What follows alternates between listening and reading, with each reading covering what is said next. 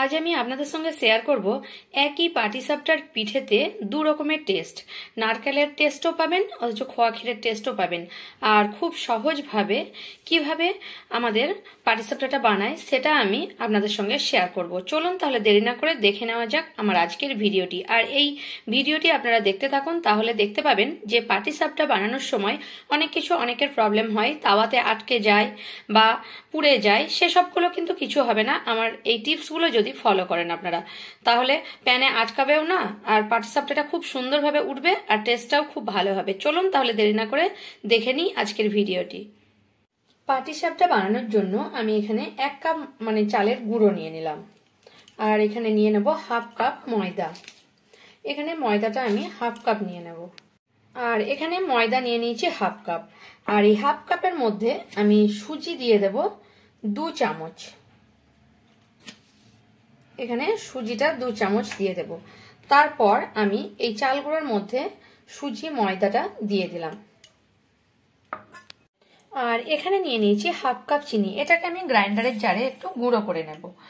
আর একটা কথা বলে রাখি, এর মধ্যে আমি চিনিটা বেশি দেব না, কারণ চিনি বেশি দিলে ভিতরেও মিষ্টি উপরেও মিষ্টি, খেতে প্রচন্ড মিষ্টি হয়ে যাবে, মুখটা একদম ভালো লাগবে না। তাই 1/2 কাপ চিনি দিলাম, আর চিনিটা গুঁড়ো করেই দেব, তাহলে পিঠের টেস্টটা খুব ভালো হবে। আর যদি চিনি বেশি দিই তাহলে কিন্তু পিঠেটা ওঠানোর সময়, তাওয়াতে দেওয়ার সময় একটু লেগে যেতে পারে, সেই কারণে চিনিটা অল্প দিলাম, আর খেতেও ভালো লাগবে সে কারণেও। এখানে চিনি গুঁড়োটা দিয়ে দিলাম এর মধ্যে। এবার এখানে চিনিটা দিয়ে দিয়েছি, আর একটা জিনিস দেব যাতে মিষ্টির স্বাদটাকে ব্যালেন্স করবে, 1 চিমটে নুন। এখানে 1 চিমটে নুন দিয়ে দিলাম, যাতে করে মিষ্টির স্বাদটাকে ব্যালেন্স করবে। আর এখানে আমি দুধ নিয়ে নিয়েছি, একদম গরম করার পর ঠান্ডা করে নিয়েছি, ফ্রিজের ঠান্ডা নয়, নর্মাল টেম্পারেচারে রাখা দুধ। আর সেটা আমি এখন দুধ দিয়ে গুলে নেব। এখানে আপনারা দুধের জায়গায় চাইলে 4 চামচ আমুল পাউডার বা যে কোনো মিল্ক পাউডার দিয়ে জল দিয়েও গুলে নিতে পারেন, কিন্তু আমার কাছে দুধ আছে তাই আমি দুধ দিয়ে এটা ব্যাটারটা তৈরি করে নেব। এভাবে ব্যাটারটা আমি দুধ দিয়ে তৈরি করে নেব। এভাবে দেখুন এতটুকু দুধ রয়ে গেছে এখনো, আর এইটুকু দুধ আমি দিয়েছি। এরকম ভাবে ব্যাটারটা হয়েছে। এখন আমি যেহেতু সুজি দিয়েছি তাই আমি 5 মিনিটের জন্য এটাকে ঢাকা দিয়ে রেখে দেব। 5 মিনিট পরে আমি দেখাবো। এই দুধটাও আমার কিন্তু পুরোটা লেগে যাবে। এটা আমি ঢাকা দিয়ে রাখছি, ততক্ষণে আমি পুরটা রেডি করে নেব। আজকে আমি পুরো ক্ষীরসের পাটিসাপটাও করব না, বা পুরো নারকেল পুরের পাটিসাপটাও করব না। আজকে আপনাদের দেখাবো যে কতগুলো হয়তো কিছু বানিয়েছি দুধ পুলি বা কিছু, এই যে দুধ পুলি বানানোর যে রসটা বেশি হয়ে যায়, যখন থেকে যায়, তখন আমরা কি করব, এটাকে এই দিয়েই আজকে পাটিসাপটা করে নেব। আর এখানে কোনো সময় দুধ পুলি বানিয়েছি যে নারকেলের পুর দিয়ে, সেই নারকেলের পুরটা রয়ে গেছে, এখানে দুধটা রয়ে গেছে, এই দুটো দিয়েই আমি পাটিসাপটা করে দেখাবো। আজকে আমি দুধ পুরো ক্ষীরের পাটিসাপটাও না, পুরো নারকেলের পাটিসাপটাও না, নারকেলের পুর আর ক্ষীর দুটোকে মিশিয়ে আজকে আমি পাটিসাপটা করে দেখাবো। তাই আমি নারকেলের পুরের সঙ্গে এই দুধের সঙ্গে এই যে নারকেলের এই যে পুরটা, এটা আমি দুধের মধ্যে মিশিয়ে নেব। এবারে কিন্তু এটা আমি গ্যাসে বসিয়ে দেব, আর এটা দিয়েই আজকে আমি পাটিসাপটাটা বানাবো। কিন্তু একটা কথা তার আগে বলে রাখি যে আপনারা চাইলে শুধু ক্ষীরের পাটিসাপটাও করতে পারেন, বা নারকেলের পুরের পাটিসাপটাও করতে পারেন। কারণ এটা আমি দেখালাম, কারণ যাদের অনেক সময় দেখা যায় যে দুধ পুলি বেড়ে গেছে, বা দুধ পুলিটা বা নারকেলের পুরটা রয়ে গেছে, তখন আবার পাটিসাপটা করার জন্য আলাদা পুর কেন তৈরি করব। এটা দিয়েই আজকে পাটিসাপটা করে দেখাই আপনাদের, সেই কারণেই আমি দেখাচ্ছি। আপনারা চাইলে অন্যান্য কিছু করে নিতে পারেন। এবার এটা গ্যাসে আমি বসিয়ে নেব। এখানে দেখুন ফুটতে শুরু হয়েছে। আপনাদের যদি মনে হয় যে পুরটা একটু কম লাগছে ব্যাটারের তুলনায়, তাহলে সেখানে আপনারা আমুল পাউডার কিংবা নারকেলের পুর বেশি ব্যবহার করতে পারেন। কিন্তু এখানে আমি ক্ষীরের অংশটাই বেশি দেব, ক্ষীরের জিনিসটাই বেশি করব, একটু ক্ষীর লাগবে, সেই কারণে আমি আরো 2 চামচ এখানে আমুল পাউডার মিশিয়ে নিচ্ছি। এভাবে একদম লো করে দিচ্ছি গ্যাসের ফ্লেমটাকে, আর 2 চামচ আমুল পাউডার মিশিয়ে নিচ্ছি। তাহলেই আমার ক্ষীর নারকেল দুটোরই টেস্ট পাবো এই পাটিসাপটাতে। এভাবে আমি একটু 2 মিনিট হয়েছে, আর 2-4 মিনিট এটাকে শুকিয়ে নেব, পুর তৈরি করে নেব। দেখুন আমার ক্ষীরটা এখন কিন্তু রেডি হয়ে গেছে পুরটা। এবারে এটাকে নামিয়ে একটু ঠান্ডা করলেই শক্ত হয়ে যাবে। এবারে গ্যাসের ফ্লেমটা বন্ধ করে দিচ্ছি আর এটাকে নামিয়ে নিচ্ছি। 5 মিনিটের মধ্যে 5-6 মিনিটের মধ্যে আমার এটা তৈরি হয়ে গেল। পুরটা একটু ঠান্ডা হতে হতে এবারে আমি এটা ব্যাটারটা আবার রেডি করে নিচ্ছি। একটু দুধ কম কম করে দিতে হবে, কারণ খুব বেশি ঢিলা হয়ে গেলে কিন্তু ভালো লাগবে না। আপনাদের দেখতে একটু অসুবিধা হবে, কিন্তু অসুবিধা করে দেখে নেন, কারণ আমি এক হাতে মোবাইলটা ধরে আছি আর এক হাতে দেখাচ্ছি বলে এভাবে ঘোরানো ঠিকভাবে দেখাতে পারছি না, কিন্তু আপনারা একটু কষ্ট করে দেখে নেবেন। এভাবে আমি ঘুরিয়ে নেব প্রথমে। দেখুন ব্যাটারটা করে নিয়েছি আমি, কিন্তু আর একটু পাতলা করে নেব।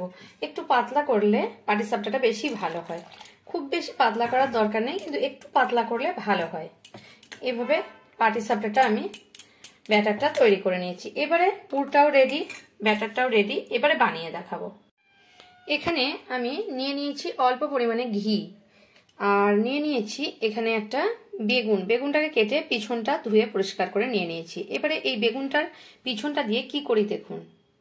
এখানে একটা তাওয়া বসিয়ে নিয়েছি ননস্টিকের, আর ননস্টিকের নিলেই ভালো হয়, কারণ ননস্টিকের নিলে পিঠেটা খুব সুন্দর ওঠে। এবারে এখানে একটা বাটিতেও নিতে পারেন আপনারা ঘিটা, অল্প অল্প করে একটা জায়গায়, কিন্তু আমি 1 ফোঁটা, এখানে বেশি না 2 ফোঁটা, প্রথম বলে 2 ফোঁটা দিয়ে দিলাম।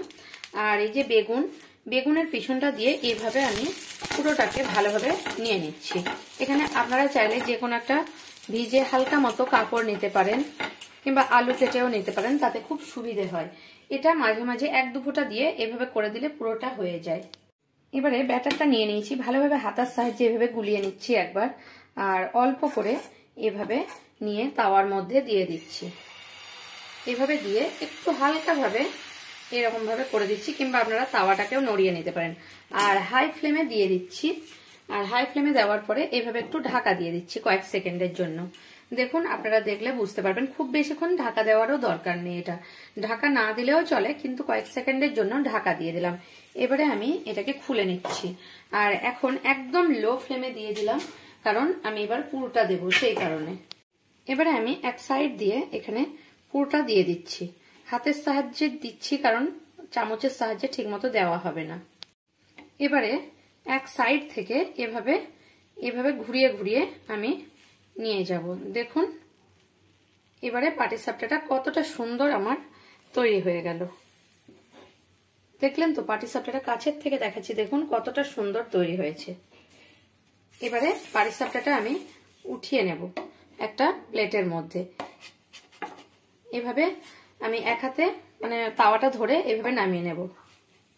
এবারে পাটিসাপটাটা তুলে নিয়ে একটা থালার মধ্যে সাইডে আমি রেখে নিচ্ছি।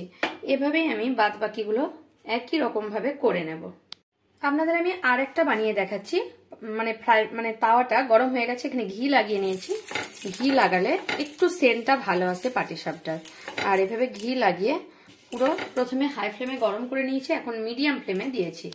এখানে আবার আমি হাতার মধ্যে একটু নিয়ে নিচ্ছি, আর ফ্রাই প্যানের মধ্যে এভাবে দিয়ে এটাকে একটু ঘুরিয়ে নেব।